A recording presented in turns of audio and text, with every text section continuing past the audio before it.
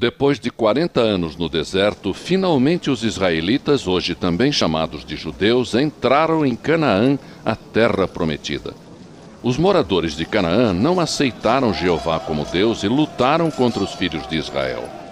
Deus protegeu os judeus enquanto tomavam posse da terra prometida a Abraão, a Isaque e a Jacó. Deus mandou que os sacerdotes se encarregassem dos sacrifícios de animais e que liderassem os cultos.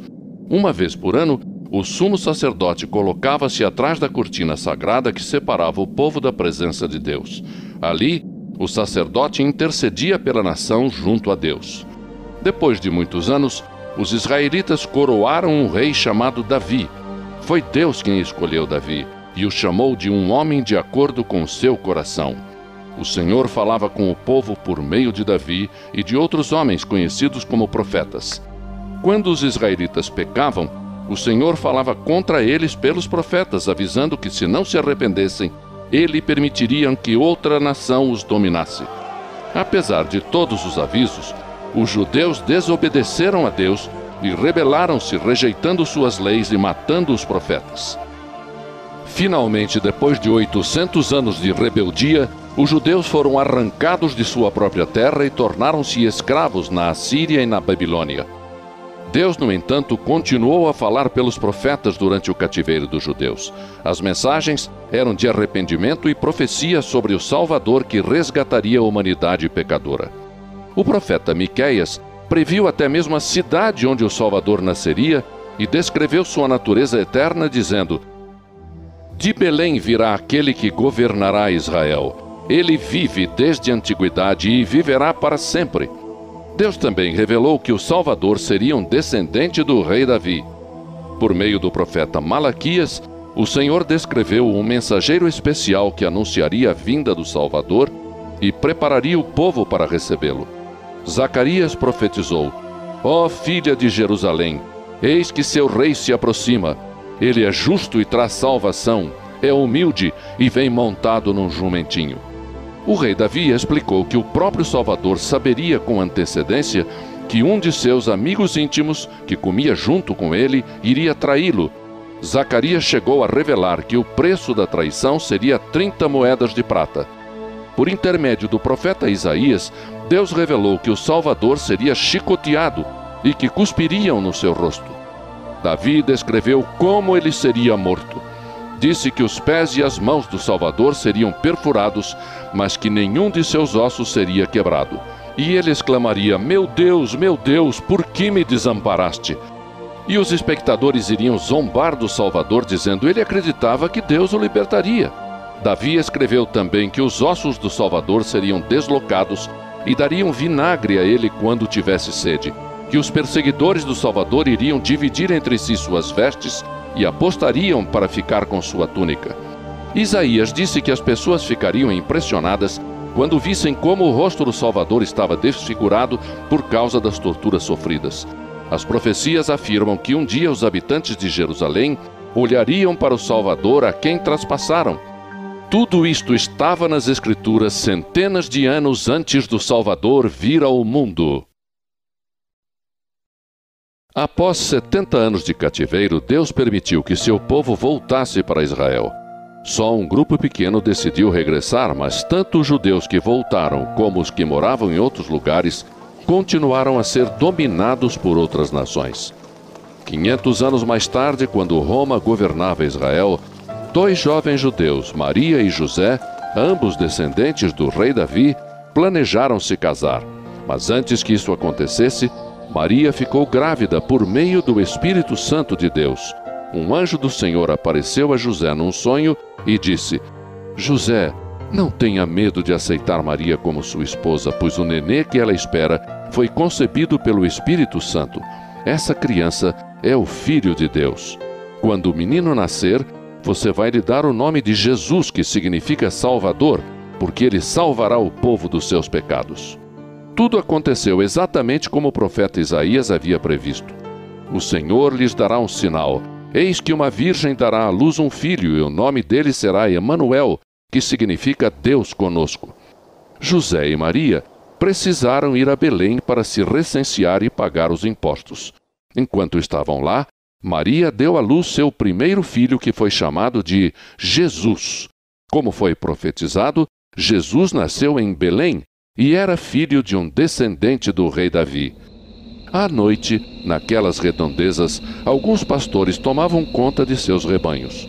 Um anjo de Deus apareceu e a glória do Senhor brilhou ao redor dos pastores, que ficaram com muito medo.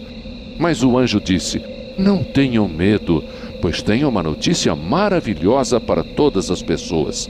Hoje nasceu o Salvador, que é Cristo o Senhor." Jesus foi adquirindo conhecimento e a graça de Deus estava com ele. Jesus foi crescendo, tornando-se cada vez mais sábio e era amado por Deus e pelas pessoas. Quando Jesus estava com mais ou menos 30 anos, um homem chamado João Batista começou a pregar e a batizar no deserto, dizendo: "Arrependam-se, preparem-se para o Senhor." João era o mensageiro que os profetas tinham dito que anunciaria a vinda do Salvador. Jesus foi até o Rio Jordão para ser batizado por João. Quando João viu Jesus, ele anunciou: "Eis o Cordeiro de Deus que tira o pecado do mundo." Após ter sido batizado, Jesus saiu imediatamente da água. Os céus se abriram e o Espírito de Deus desceu na forma de pomba e brilhou sobre ele. Uma voz vinda do céu declarou: "Este é o meu Filho amado, estou muito feliz com ele."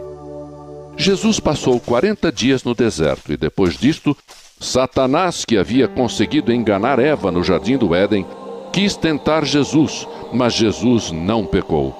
Por fim, Satanás levou a Jesus até um monte bem alto e lhe mostrou todos os reinos do mundo, com todas as suas riquezas, e prometeu: "Eu lhe dou tudo isto, se você se ajoelhar e me adorar." Jesus respondeu: "Afaste-se de mim, Satanás, porque Deus escreveu: vocês adorarão o Senhor seu Deus e só a Ele servirão."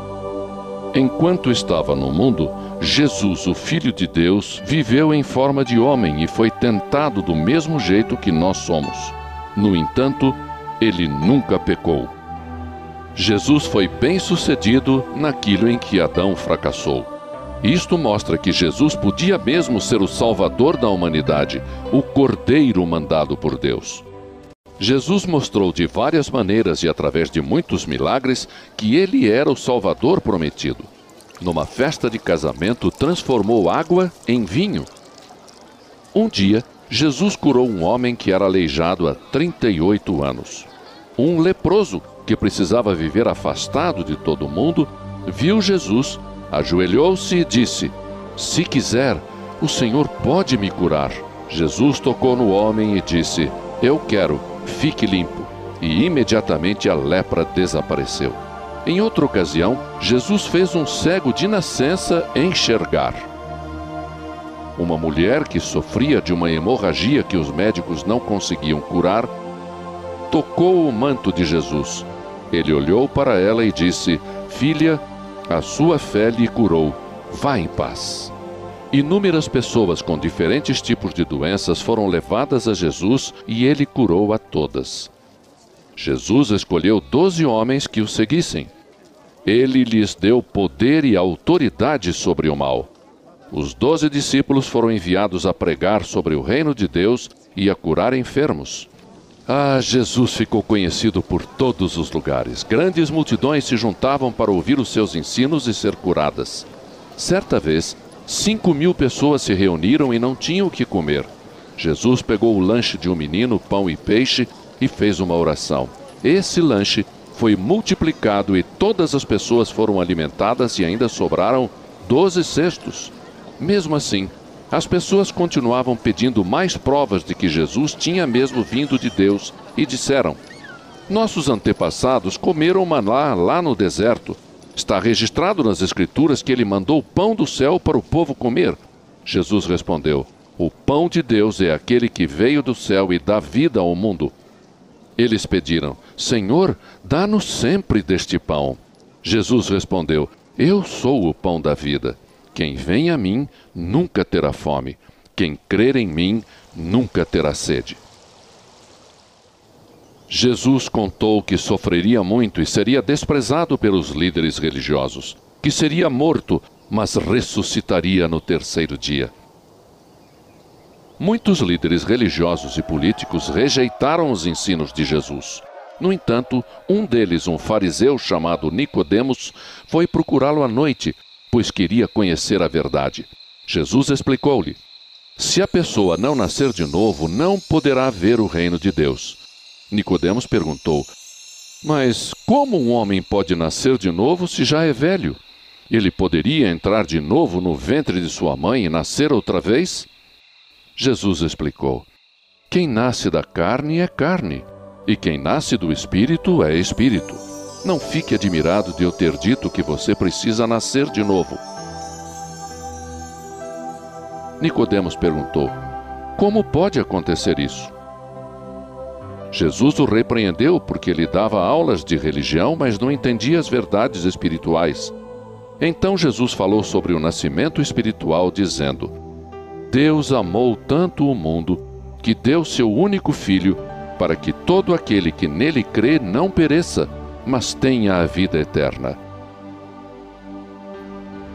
Deus não mandou seu filho condenar o mundo, mas salvar o mundo. A verdadeira condenação é a seguinte: a luz veio ao mundo, mas as pessoas amaram mais as trevas do que a luz, pois faziam o que era errado. Quem crê no Filho tem a vida eterna. Quem não crê no Filho não tem a vida, mas a ira de Deus ficará sempre sobre ele. Mais tarde, Nicodemos entendeu e creu. A uma mulher estrangeira, Jesus disse: quem beber a água que eu dou, nunca mais terá sede. Essa água, dentro da pessoa, se transformará num poço que jamais irá secar. A mulher disse: bem, eu sei que o Messias virá e será chamado de Cristo. Quando vier, ele vai nos explicar tudo. Jesus declarou: eu sou o Messias. Mais tarde, Jesus falou com outras pessoas: se alguém quiser me seguir, vai ter que negar-se a si mesmo. Qual é a vantagem se uma pessoa conseguir muitas riquezas neste mundo, mas perder a sua alma? Cuidado, não sejam gananciosos. A vida não é feita de bens materiais. Onde estiver o seu tesouro, ali estará também o seu coração. Os principais sacerdotes e alguns líderes religiosos reuniram-se para conversar.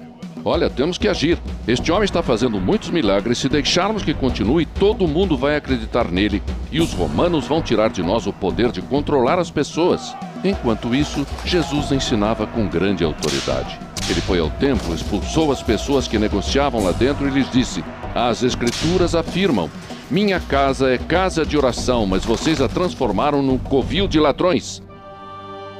E ensinou, dizendo: a vontade daquele que me enviou é que todos os que creem no Filho tenham a vida eterna, e eu ressuscitarei os que creem, mas alguns de vocês não creem. Desde o começo, Jesus sabia quem não cria nele e quem iria traí-lo.